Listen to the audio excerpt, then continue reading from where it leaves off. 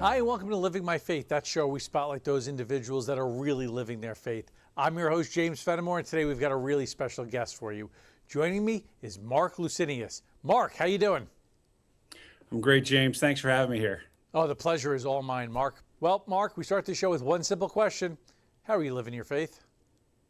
Sure. I'm trusting God to use the entrepreneurial talents He's given me to put myself out there in ways maybe I hadn't before. About 8 years ago, my family and I, we moved to Westchester, Pennsylvania. We started a new church called 938 Church. And we've seen some challenges and we've seen God do some amazing things. But over the last year, sensed a nudge to take another step. So I wrote a book and I put it out there earlier this year. And about a year ago, I started a business. It was going to be a side hustle, but it's flourished into a small business.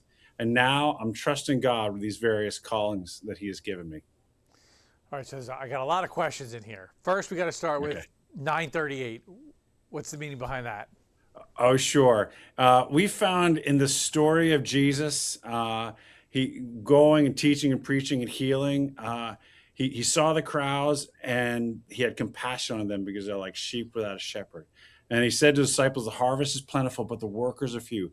Ask the Lord of the harvest to send out workers into his harvest field." This is the time where Jesus first envisioned the church to be an extension of his love and grace. So when we see people, we don't see anything but we want to see people the way Jesus sees them. And we want to be his servants in serving him with confidence that there's an abundant harvest for everybody to share. Love that. That's beautiful. And then this side hustle you started, I'm curious to know, what did it turn into this small business that started flourishing? I started a business treating poison ivy on people's properties. I Wow, thought that's it'd be just a incredible. couple things to do, and sure enough, it's a problem. And we've gotten a lot of leads, and now we're trying to hire and build up and scale this thing from side hustle to true small business. But it gives us an opportunity to help people and to be in nature and to hire people and give them an opportunity to have their own little side hustle, which is just a really great gift that I get to be a part of. That's incredible. I mean, God will provide, and turn you from a one talent person to a three talent person, right up to a five talent person, and that We'll really see. is, yeah, that's beautiful. I love that. And can you tell us a little bit about your book? Sure. It was a book called Rest for the Restless. I, I wrote it about, well, a few years ago, I just noticed the people in my congregation were tired. And they were tired. It wasn't just post-pandemic tired, but there's something else that was going on. And I remember hitting some of my walls in my early 30s, and that challenged me to start doing a few things differently. In particular, trusting the gospel that Jesus had everything I needed for every single calling. Uh, and and his vision for rest is a glorious vision of feasting, of celebrating, of relationship, of joy, of trust. And so, but it's rooted into our stories. And so I tell the story of rest in the scriptures, and I tell the stories of how it's worked out in my life and in the lives of other folks. And with the idea that you don't have to give up ambition to also experience rest. The two things can come together. For Jesus was the most ambitious person in the world. He's going to renew all of creation, right? And yet he was able to live in a rhythm of rest that was not just restorative to him, but everyone around us. And in so many ways, the people of God should be the most well-rested people in the world without giving up any ambition. So the subtitle is Releasing Your Ambition from a Well-Rested Life. I got to ask you a serious question now, because I'm a business owner that and I also help people scale their businesses. Um, Mhm. you come from ministry, starting a business on the side. Did you write the book before the business or after the business? Of course, I did it simultaneously, right? And they all released at the same time, and it was like, how am I going to do this? No, And so, I think it's so telling. I think you are the messenger for a book like that, because that's why you're able to do that, because you know how to find rest. I think it's incredible. Please continue though. no, sure, God has been faithful, and there's certain seasons where, like, I might be called to multiple things. I'm called to be a father, a husband. I'm called to steward the message of this book. I'm also steward the gospel ministry He's giving me at my church. and but there's certain times I need to walk away from one calling to go serve the other. I always am going to be, have a priority as being a husband and a parent, right?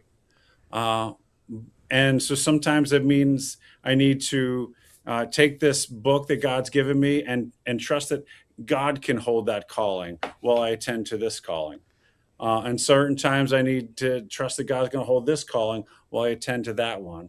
There's one caller, though, and that caller has invited me to come to him that I might rest. He said, learn from me, and you can live a life of both ambition and rest. And so I get to both cast the vision and grow in it myself at the same time. It's beautiful. It's beautiful. Listen, I wouldn't want to get a book to teach me how to rest from somebody that lays around on the couch 20 hours a day. That wouldn't. Sure. Like yeah, you know how to do it easily. It comes to you naturally. I want to know from somebody that's clearly has a lot of ideas, a lot of visions, and does a lot.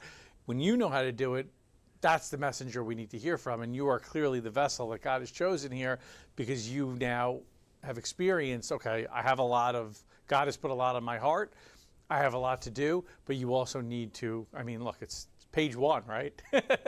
Sure. It's page one, rest. Well, I have a set of books over here that are all about leadership, about activating my ambition. Yeah. And then I've got a set of books over here that are all about spiritual formation that often act as if my ambition is the enemy, right? Mm-hmm. It's unbelievable. But in Christ, I can follow and receive the calling he has given me and step fully into it, knowing that he's the calling. And sometimes that means suffering, but sometimes that means difficulty. Sometimes that means failure. But if he's the caller, I can trust him with the outcomes. And I can trust him with the things I can't do right now. There's certain things and ambitions that God's given me that he has to hold for me. And there'll be a time when he gives me that energy and time that I can step into that. But trusting the caller has been both the exciting vision I get to offer and be exhibit A for. It's so important. So important. Mark, I can't thank you enough for joining me today. This has been so valuable to our audience. I know they're going to really, really enjoy your wisdom. I want you to know all your information is going to be right below this video. So if anybody's interested in picking up your book or learning more about the church or what you have going on, all your information will be there. But thank you so much for joining us today. It's been a real honor. Honor's mine. So nice to meet you, James. Yep. God bless, Mark. Well, on behalf of Mark, I'm James Fenimore. This has been Living My Faith, and we can't wait to see you next time.